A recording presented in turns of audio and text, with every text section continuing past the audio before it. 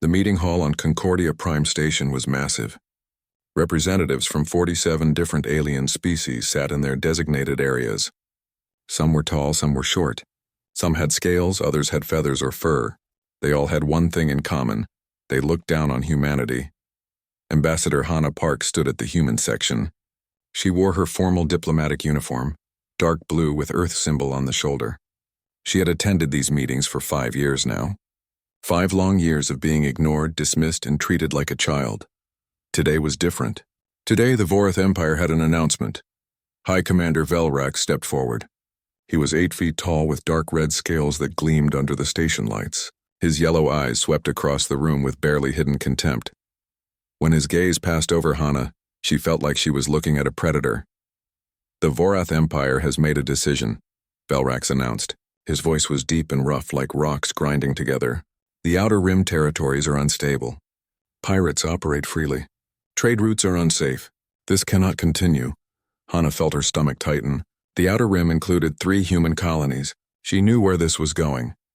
Therefore, Velrax continued, the Vorath Empire will take control of the Outer Rim. This includes all planets and stations in that sector. We will bring order and security. The Council should thank us for this service. Hannah stood up quickly. That's unacceptable. 3 of those colonies belong to Earth. New Terra, Prometheus Station, and Eden's Gate. You cannot simply take them. Velrax turned to look at her. A thin smile crossed his reptilian face. Cannot? I think you misunderstand the situation. This is not a request. It is an announcement. Your colonies have 14 days to evacuate. After that, they become Vorath territory. The Council must intervene, Hannah said, looking at the other representatives. This is illegal annexation. It violates the Concordia Charter. Councillor Thessa, the Trilaxian representative, spoke up. She was insectoid with blue shell-like skin and 4 arms. Her voice was smooth and political. Ambassador Park, perhaps Earth should negotiate reasonable terms with the Vorath. Escalating tensions would not be wise. The Vorath have legitimate security concerns. Hannah looked around the room. No one met her eyes. The message was clear. Humanity was alone. The Council would not help. 14 days, Velrax repeated. Comply or face the consequences. I assure you, Ambassador, resistance would be very brief. He laughed, and several other representatives joined him. The meeting ended. Hannah returned to her quarters on the station, her hands shaking with anger and frustration. She immediately opened a secure channel to Earth. Admiral Tae-Yang Kim appeared on the screen. He was 54 years old with gray hair and sharp eyes that missed nothing. He wore his military uniform with quiet dignity. I watched the meeting, he said before Hannah could speak. The Council abandoned us. What do we do? Hannah asked. The Vorath have 300 warships. We have, 15? 20? We cannot fight them. Kim was quiet for a moment. Then he smiled slightly. It was not a happy smile. The Vorath think they know our military strength. They think we are weak. They are wrong. What do you mean? Hannah asked. Come to Earth, Kim said. There are things you need to see. Things that even you do not know about. 2 days later, Hannah stood in a secure bunker deep beneath Earth's surface. Admiral Kim was there, along with Dr. Sung-Ho Lee, the director of something called the Black Projects Division. Lee was 61 years old, thin with tired eyes. He looked like a man who had not slept properly in years.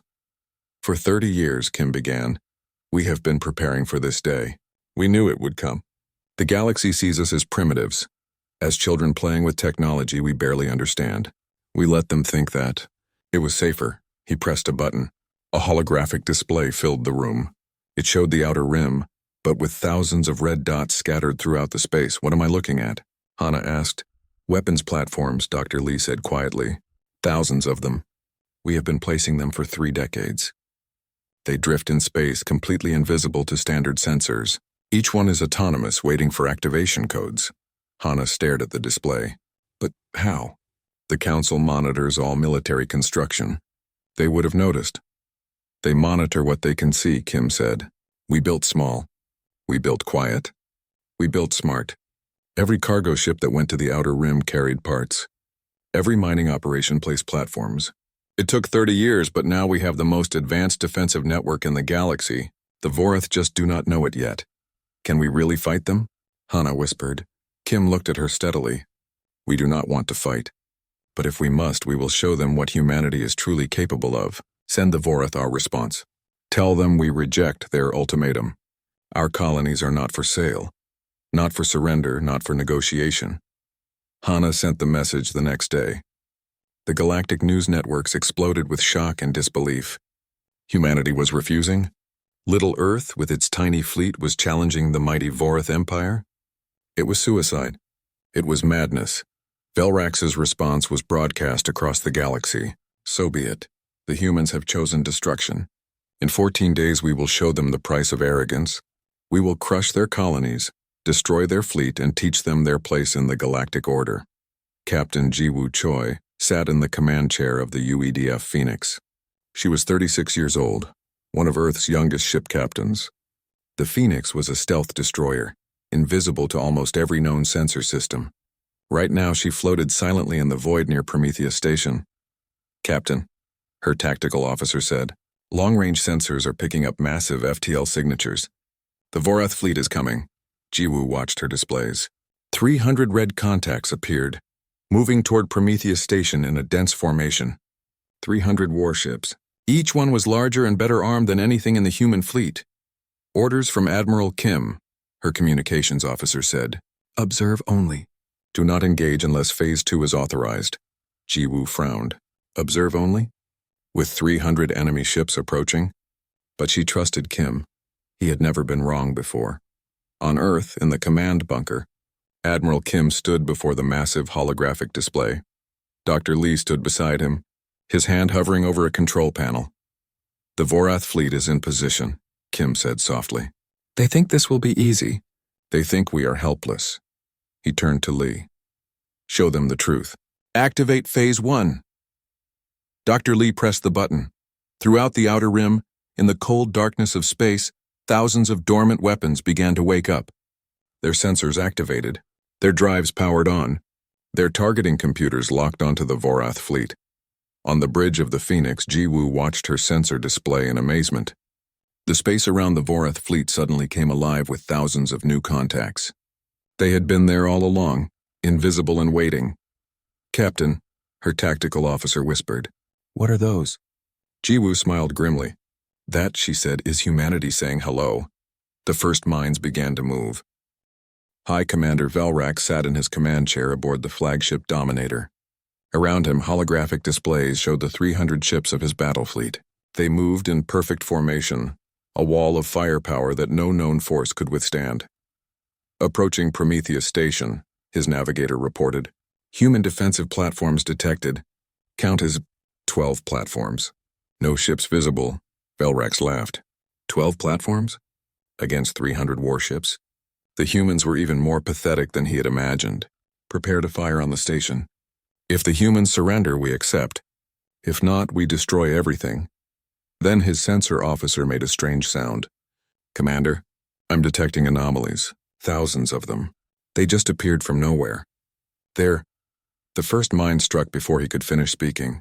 It was small, only 30 kilograms of metal and circuits, but it was moving at 40% the speed of light. When it hit the Vorath cruiser Vengeance, the kinetic energy release was equivalent to a tactical nuclear weapon.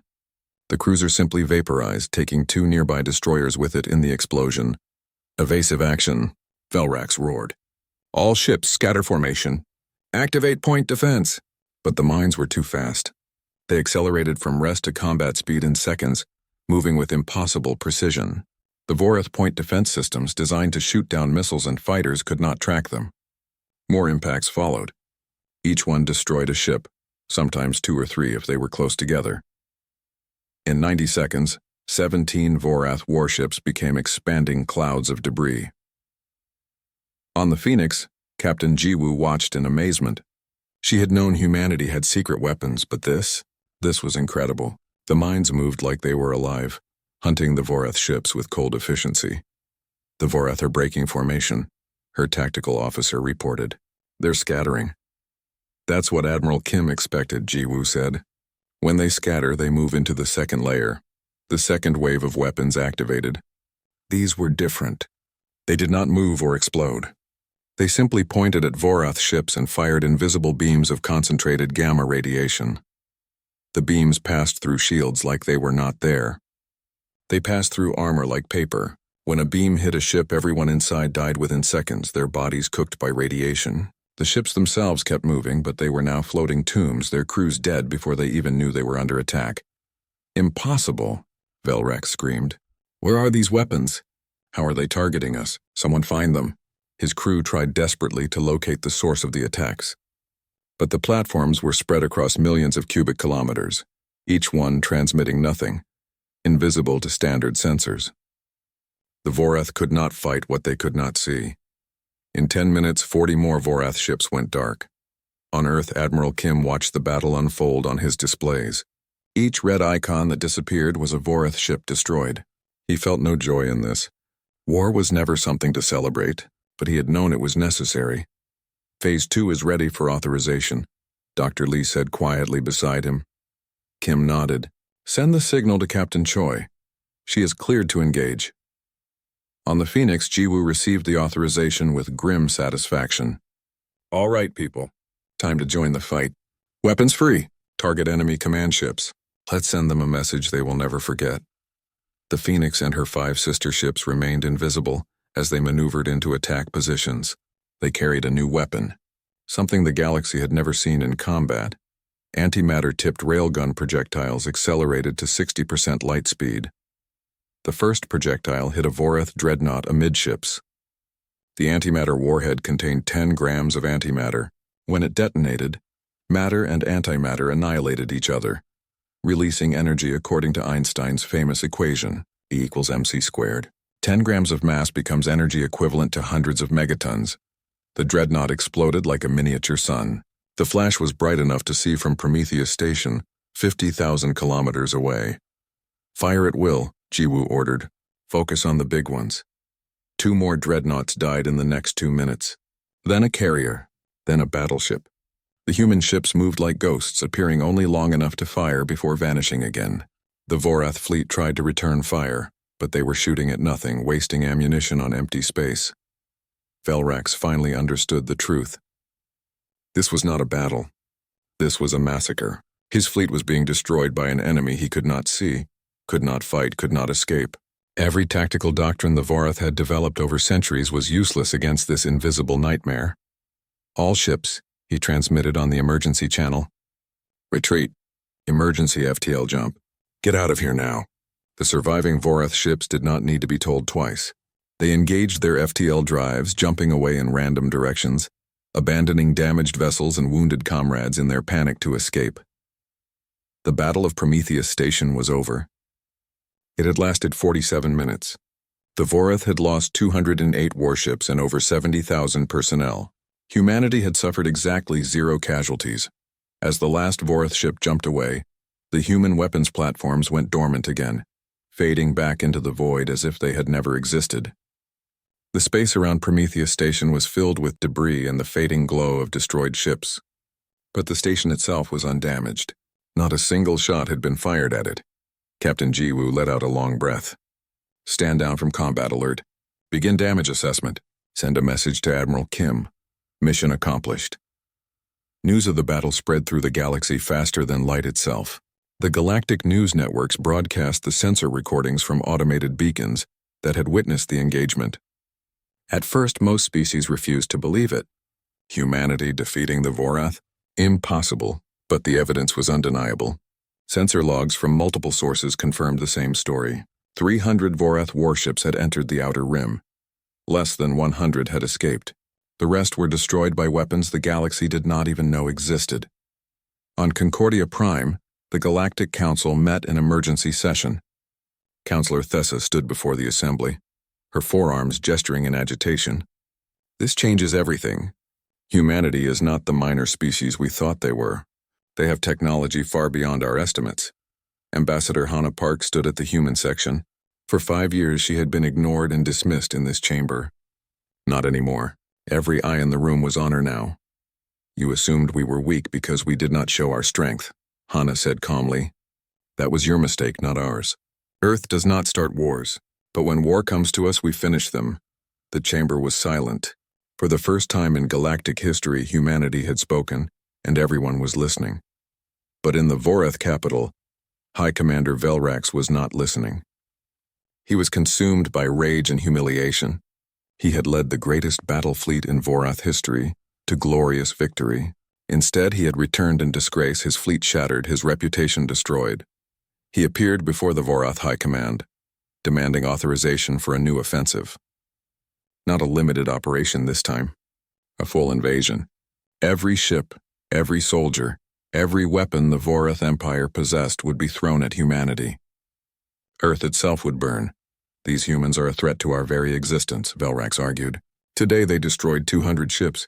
Tomorrow they will challenge our empire. We must crush them now before they grow stronger. The High Command debated for hours. Finally, they reached their decision. The full might of the Vorath Empire would be mobilized. 10,000 warships, 3,000 systems contributing their forces. The largest military operation in galactic history. Humanity would be destroyed no matter the cost. On Earth, Admiral Kim received the intelligence reports. 10,000 ships. Even with all of humanity's secret weapons, those were terrible odds. Dr. Lee entered his office, his face drawn with concern. "They're coming for us," Lee said. "Everything they have. This won't be like Prometheus. This will be a war of annihilation." Kim stared at the reports for a long time. Then he looked up at Lee with steady eyes. "Good, let them come. It's time to show them Phase 3. "Are you certain?" Lee asked quietly. "Phase 3 has never been tested in actual combat. The calculations suggest it will work, but it will work," Kim said with absolute confidence. "And when it does, the galaxy will finally understand. Humanity is not prey. We are not victims. We are survivors, and we will do whatever it takes to protect our home." The Armada emerged from FTL space at the edge of the Sol system, 12,000 Vorath warships arranged in perfect formation. The sight was terrifying. Never in galactic history had so much firepower been assembled in one place. High Commander Velrax stood on the bridge of his new flagship, the Extinction. This ship was even larger than the Dominator, 3 kilometers long, bristling with enough weapons to destroy a planet. Around him, his officers worked at their stations with grim determination. This time there would be no mistakes. This time humanity would fall. "Send the message to Earth," Velrax ordered. "Give them one last chance to surrender." The message was simple. Unconditional surrender or total annihilation. Every human colony would be occupied. Earth itself would become a Vorath protectorate. Humanity would exist only as servants to the Empire. Admiral Kim's response was even simpler. One word transmitted clearly for the entire galaxy to hear: no. Across the galaxy, billions watched on their view screens. This was history unfolding in real time. Most expected humanity to surrender. A few hoped for a miracle. No one knew what was really about to happen. The human fleet waited near Mars. 76 visible warships arranged in defensive formation. Military analysts across the galaxy ran the numbers. Even with humanity's advanced weapons from Prometheus, the odds were impossible. 12,000 against 76. The battle would last less than an hour. What no one understood was that the visible fleet was not the defense. It was bait. Mars had been transformed over 3 decades. The entire planet was now a weapon. Beneath the red surface, tunnels stretched for hundreds of kilometers. Massive fusion reactors powered systems that could barely be imagined. Weapon platforms covered every square kilometer of the planet's surface, hidden beneath dirt and rock. Dr. Lee stood in the command bunker on Earth, monitoring the systems. Everything was ready. 30 years of preparation came down to this moment. "The Vorath fleet is advancing," an officer reported. "They're maintaining dense formation. Estimated time to Mars orbit 23 minutes. Admiral Kim watched the tactical displays. The Vorath were doing exactly what he had predicted. They were staying close together, using their numbers as a psychological weapon. They wanted humanity to see the size of their fleet and despair. Instead, they were making themselves the perfect target. "Wait until they reach optimal range," Kim said calmly. "Let them get close. Let them think we're frozen in fear." The Vorath fleet closed the distance. 15 minutes. 10 minutes. 5 minutes. They were so close now that Mars filled their view screens. The red planet looked peaceful, harmless. "Now," Kim said quietly, "light them up." Mars opened fire. The mass drivers built into the planet's crust fired simultaneously. These were not normal weapons. They were railguns the size of city blocks powered by fusion reactors, firing projectiles that weighed hundreds of tons. The projectiles accelerated through magnetic tunnels stretching hundreds of kilometers through Mars, reaching 70% the speed of light before they emerged. When a 100-ton projectile traveling that fast hits something, it releases more energy than a nuclear bomb. The first volley destroyed 37 Vorath ships instantly. The explosions were so large that they created temporary suns visible from Earth without a telescope. But the destruction did not stop there. Each explosion created a sphere of superheated plasma and shrapnel that expanded outward at incredible speed. Ships nearby, even if they were not directly hit, were caught in the blast waves and torn apart. "Scatter," Velrak screamed. "Break formation! Evasive action!" The Vorath fleet tried to disperse, ships accelerating in all directions to avoid the planetary bombardment. This was their second mistake. As they scattered, they triggered the second layer of defense. Hidden throughout the space around Mars were devices that Dr. Lee's team had spent 2 decades developing. They manipulated gravity itself, creating localized gravitational anomalies. When a Vorath ship passed near one, it was suddenly caught in tidal forces no material could withstand. The ships simply tore themselves apart, metal screaming as it was pulled in multiple directions at once. Vorath capital ships that survived the initial barrage found themselves shredding like paper. Their own momentum became their enemy. The faster they tried to escape, the worse the gravitational shear became. Captain Jiwoo watched from the Phoenix, holding position behind the Vorath fleet. She had seen the Battle of Prometheus, but this was on a completely different scale. Mars itself was destroying an armada. "Captain," her communications officer said, "Admiral Kim is authorizing Phase 2. We are cleared to engage." Jiwoo smiled grimly. "Finally, all ships weapons free. Target command vessels and carriers. Let's finish this." The Phoenix and her 15 sister ships had been waiting patiently behind the Vorath formation. Now they struck. Their new weapons were even more advanced than the antimatter railguns from Prometheus. These were FTL missiles, weapons that could jump short distances through hyperspace while maintaining targeting locks. The missiles appeared inside Vorath shield perimeters, sometimes inside the ships themselves. When they detonated, they destroyed their targets from within. The Vorath could not defend against attacks that bypassed their defenses entirely. Within 20 minutes, every Vorath command ship was destroyed. Every flag officer was dead. The communications network fell apart. 12,000 ships became 12,000 individual vessels with no coordination and no leadership. Velrax realized his armada was dying. 7,100 ships destroyed in less than 40 minutes. But he refused to accept defeat.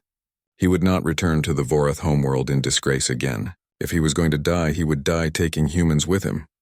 "All ships in my battle group," he transmitted on emergency channels. "Follow me. We break through to Earth. Ramming speed if necessary. We will make them pay." 400 ships responded to his call, the survivors that could still receive his orders. They formed up around the extinction and charged toward Earth, accepting terrible casualties but pushing through the Mars defense zone through sheer determination. Admiral Kim watched Velrax's battle group break through. He had been waiting for this. Everything had been designed to force the enemy into this exact position, committed to a single vector. Predictable, with no room to maneuver. "Activate the Sol defense network," Kim ordered. Throughout the asteroid belt, inside hollowed-out moons embedded in ancient satellites, tens of thousands of weapon platforms activated. These had been there for decades, positioned during the early days of human space exploration. No one had noticed them. No one had suspected. They fired antimatter torpedoes, not the small warheads the Phoenix carried. These warheads contained kilograms of antimatter each. When they detonated, they created explosions that could be seen across the entire solar system. 200 torpedoes converged on Velrax's battle group from every direction. The Vorath tried to shoot them down, but there were too many coming too fast. The first torpedo hit the extinction directly. For 3 seconds, the extinction became the brightest object in the solar system after the sun. Then it was simply gone, vaporized along with its 400 escort ships. The explosion created a new temporary star that burned brilliantly for 11 seconds before fading. High Commander Velrax died, without ever understanding how badly he had underestimated humanity. The Battle of Sol ended 1 hour and 17 minutes after it began. Of 12,000 Vorath warships that entered the system, fewer than 800 escaped. The Vorath Empire lost its entire military command structure and nearly 80% of its fleet. Earth's casualties: 16 warships damaged, 3 destroyed. 431 personnel killed. It was a victory so complete that future historians would struggle to find comparisons. The galaxy watched in stunned silence. Everything they thought they knew about military power had just been proven wrong. Humanity, the species they had dismissed as primitives, had just defeated the largest military force in galactic history with almost contemptuous ease. On Concordia Prime, the Galactic Council met an emergency session, but this time no one was dismissing humanity. This time everyone was afraid. In a secure meeting room far from the main council chambers, 6 species held their own private discussion. The Vryn Collective, the Morpheus Unity, the Keltor Ascendancy, the Drexian Protectorate, the Sylvanus Concord, and the Nethera Alliance. They were ancient civilizations, older and more advanced than most of the Council, and they had just watched humanity destroy the Vorath Empire with technology that should not exist. Technology that suggested humanity's advancement was not linear, but exponential. If humans could do this after only 300 years of spaceflight, what would they become in 1,000 years? In 10,000? The 6 species reached a consensus. Humanity was a threat that would eventually endanger the entire galaxy. They could not be defeated militarily, but perhaps they could be contained, isolated, quarantined forever. The 6 species closed their borders and began working in secret on a project that would change everything. 3 months after the Battle of Sol, the galaxy had changed completely. The Vorath Empire collapsed into civil war, its territories breaking apart. Other species rushed to establish alliances with Earth. Everyone wanted to be friends with humanity now. Everyone except 6 species that had gone completely silent. Ambassador Hannah Park noticed it first. The Vryn Collective, the Morpheus Unity, the Keltor Ascendancy, the Drexian Protectorate, the Sylvanus Concord, and the Nethera Alliance had all closed their borders. No ships entered or left their space. No diplomatic messages were sent. It was as if they had simply vanished from the galaxy. She reported her concerns to Admiral Kim. He agreed it was strange. 6 major civilizations do not just disappear without reason.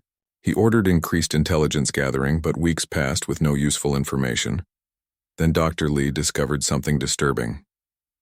His astronomical observation teams detected strange energy signatures coming from regions controlled by the Silent Six. Gravitational fluctuations, quantum distortions. The signatures were synchronized, as if the 6 species were working together on something enormous. Whatever they're building, they're doing it in coordination, Lee explained to Kim. And based on the energy readings, they'll finish in about 60 days. What could require 6 civilizations to work together? Kim asked. Lee looked uncomfortable. Nothing good. I think they're afraid of us. I think they're building something to deal with the threat they believe we represent. Kim immediately authorized a reconnaissance mission. Captain Jiwoo Choi received orders to take the Phoenix deep into Vryn territory and find out what they were hiding. The Phoenix slipped across the Vryn border 3 days later.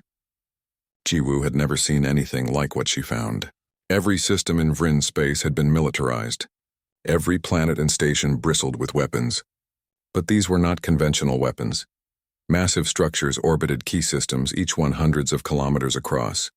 They were made from materials that looked impossible, that seemed to bend light in strange ways.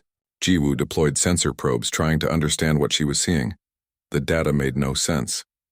The structures were drawing enormous energy from quantum foam, the fundamental layer of reality itself. They were manipulating space-time in ways that should be impossible according to known physics. Jiwoo transmitted her findings back to Earth. Dr. Lee's response came quickly. Just one word: evacuate. But before the Phoenix could withdraw, the Vryn detected her. Not through normal sensors, but through quantum entanglement detection, technology Earth did not have. The structures suddenly activated. Jiwoo watched in horror as one of the structures fired. She expected a beam weapon or a missile. Instead, space itself seemed to collapse. An entire uninhabited solar system simply ceased to exist. Not destroyed, erased. The region where it had been became a void that nothing could enter or leave. Emergency jump, Jiwoo screamed. "Get us out of here now!" The Phoenix barely escaped, jumping to FTL just as another weapon fired. Jiwoo's ship limped back to Earth with battle damage, but she had learned the terrible truth. The 6 species were not building weapons to fight humanity. They were building weapons to imprison humanity forever. In the command bunker on Earth, Jiwoo delivered her report. Admiral Kim and the civilian leadership listened in stunned silence as she explained what she had witnessed. "They call it a quarantine field," Jiwoo said. "When it activates, it will create a permanent barrier around human space. Nothing will be able to enter or leave. No FTL travel, no communication, nothing. We'll be trapped in our own region of space forever." Ambassador Hana attempted to contact the Vrin. After months of silence, they finally responded. A holographic projection appeared, a being of crystalline light, beautiful and cold. "Humanity has proven too dangerous," the Vrin representative said. "Your technology advances too quickly. In 10 centuries, you will dominate the galaxy. In 20, you will transcend physical limitations entirely. We cannot allow that future. You will be contained. The quarantine field activates in 37 days. We suggest you evacuate all your colonies to Earth. After activation, you will never leave your home system again." The transmission ended. Earth's government faced an impossible choice. They could evacuate all colonies, 14 worlds, 63 stations, over 2 billion people, in 37 days. It was possible, but would mean abandoning everything humanity had built among the stars. Or they could fight. But how do you fight enemies who can erase space itself? Antimatter weapons, railguns, even gravity manipulation. None of it would work against beings who operate outside normal physics. Dr. Lee requested a private meeting with Admiral Kim. In the deepest level of the command bunker, he revealed a secret he had kept for 30 years. "There is one more project," Lee said quietly. "Something I never told you about. Something I hoped we would never need to use." He brought up a display showing schematics of a device that looked more like abstract art than a weapon. Project Prometheus. It manipulates fundamental forces, not just space-time, but the actual constants that govern reality. The speed of light, gravity, electromagnetic force, the nuclear forces, everything. Kim stared at the schematics. What would this do? It would alter physics in a radius of 500 light-years, Lee said. Every star would go supernova or collapse into a black hole. Every planet would tear apart. It would kill approximately 78 billion sentient beings. The room was silent for a long time. Finally, Kim spoke. "Has it been tested?" "No, testing it would be too dangerous. There's a possibility that activating it could destabilize physics throughout the entire galaxy, or worse, throughout the observable universe. So we would be betting the entire galaxy on a weapon that might not work, or might work too well and destroy everything," Kim said. "Yes," Lee admitted, "but if we do nothing, we will be trapped forever. And eventually, the Vrin will find a way to eliminate us entirely inside our prison." Kim thought for a long time. How long would it take to prepare the device? 12 days to charge, another week to transport it into position. That leaves us 18 days of margin. "Do it," Kim said. "Begin activation. But do not tell anyone outside this room what we're planning. The galaxy is not ready to know that we're willing to destroy ourselves and everyone else rather than accept imprisonment." On Europa, buried under kilometers of ice, engineers began activating Project Prometheus. The device was a perfect sphere of exotic matter suspended in magnetic fields. As it powered up, it pulsed with energies that looked wrong, that hurt to look at directly. Captain Jiwoo received her orders. Transport the device to the center of Vrin territory. Deploy it at exactly the moment the quarantine field activates. If humanity was going to be erased, they would take their executioners with them. But there was another purpose. If they survived, if the Vrin backed down, the Prometheus device would send a message to every species in the galaxy. Humanity cannot be contained, cannot be quarantined, cannot be destroyed. They can only be left alone. As the countdown began, Earth evacuated non-essential personnel from all colonies. 2 billion people moved in the largest exodus in human history. Most believed they were preparing for quarantine. None knew that their government was preparing for mutual annihilation. Admiral Kim watched the preparations from his office. 37 days until the quarantine activates. 18 days until Prometheus reaches full charge. Somewhere in that narrow window, humanity would either survive or cease to exist. He looked at Earth through his window. the blue and white planet that was humanity's home. We tried to avoid this, he whispered to himself. We tried so hard, but if they force our hand, they will learn the hardest lesson. You can threaten humanity with defeat. You can threaten us with death.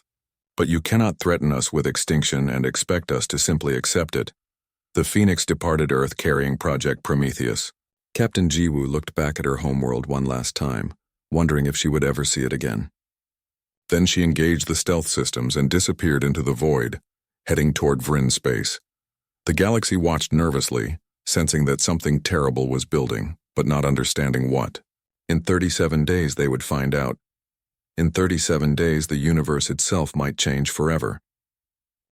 The Phoenix drifted silently through Vryn space, invisible to every sensor the galaxy possessed. In her cargo bay, Project Prometheus pulsed with terrible energy, charging toward operational capacity. Captain Jiwoo ran simulations constantly, knowing that one mistake could end everything. Back on Earth, the evacuation continued. 2 billion people moving in an endless stream of transport ships, believing they were preparing for quarantine. None of them knew their leaders were preparing for something far worse. Admiral Kim had not slept in 3 days. He monitored everything. The evacuation progress, the Prometheus charging sequence, intelligence reports from across the galaxy. The countdown clock dominated his office. 19 days until the Vryn quarantine activates. With 7 days remaining, the Phoenix reached the designated deployment zone, the geometric center of the 6 quarantine field generators. Jiwoo deployed Prometheus, watching as it unfolded into space, a perfect sphere that seemed to absorb light rather than reflect it. The device began its final charging sequence. Dr. Lee monitored from Earth, watching telemetry that showed impossible energy levels building. Somehow, the exotic matter shell contained forces that should have collapsed it into a black hole. Then the Vryn detected it, not the device itself, but the quantum distortions it created. Across 6 systems, Vryn sensors suddenly registered something terrifying. A region of space where the laws of physics were becoming unstable. For the first time in their 1,000-year history, the Vryn collective felt fear. They analyzed the anomaly and understood what it meant. Humanity had built a weapon that operated at the same fundamental level as their quarantine field. Not a weapon to fight within reality, but a weapon to change reality itself. They transmitted an urgent message to Earth, demanding explanation. Ambassador Hana Park responded with a statement that had been carefully prepared by every expert humanity could muster. You chose to threaten our existence. We have responded by threatening yours. The device currently charging in your territory will alter the fundamental constants of physics within 500 light-years. When it detonates, every star will go supernova or collapse. Every planet will tear apart. You will have 90 seconds warning before the cascade reaches your homeworld. She paused, then delivered the critical message. This is not negotiation. This is mutually assured destruction. Deactivate your quarantine field or we detonate our device. There is no third option. You have 72 hours to decide. The news spread across the galaxy within hours. Every species with communication capability learned the same thing. Humanity and the Vryn were locked in a standoff that could destroy thousands of systems. Most species did not understand the technical details, but they understood the basic truth. 2 civilizations, each holding weapons of genocide, waiting to see who would surrender first. The Galactic Council tried to mediate. Counselor Thessa proposed compromises, middle grounds, reasonable solutions. Both humanity and the Vryn ignored her. This was beyond politics.